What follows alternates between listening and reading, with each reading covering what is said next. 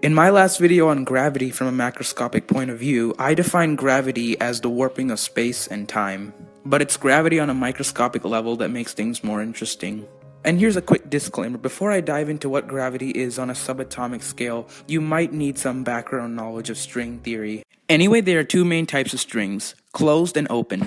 An open string, just like the name suggests, is a string that does not close in a loop, but also an open string contains zero-dimensional particles at its endpoints called d-branes. A closed string, again just like its name suggests, is a string that's closed in a loop and does not have d-branes as its endpoints. Gravity is made up of subatomic particles which are closed strings called gravitons. Because gravity is a closed string, it can do something pretty interesting. You can think of our universe like a membrane, or a brane for short. And most of the stuff on this brane, like you and me, are made of open strings which are permanently attached to the brane via the d-branes on their endpoints. So in simpler terms, most of the stuff you see around you probably won't be able to escape the universe because it's permanently attached to it. However, gravitons, as mentioned earlier, are closed strings.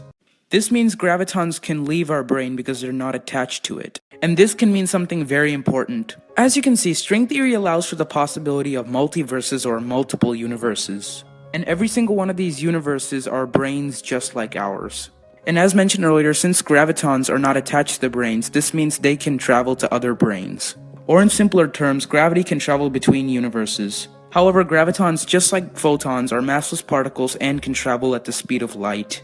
Unfortunately, the distances between universes are so large that despite the graviton's fast speed, it would take eons for gravitons to travel from one universe to another, which means we won't be detecting gravity from another universe for quite a while. In addition, how gravitons work is complicated but kind of interesting. To simplify it as much as possible, I'm just going to say that whenever matter and space interact with each other, they exchange gravitons, and this exchange of gravitons is what we perceive as gravity. But then this brings up another question: is gravity a wave or a particle? Well, an article at Fermilab answered this question.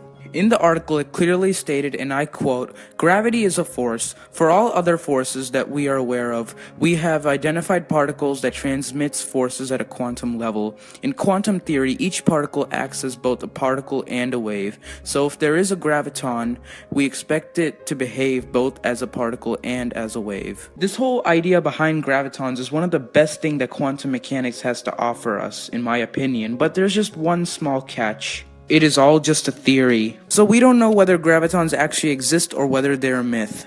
However, mathematically, gravitons can exist. And so there you have it, the very basics of quantum gravity. Don't forget to like, share, and subscribe, and stay tuned for more science videos.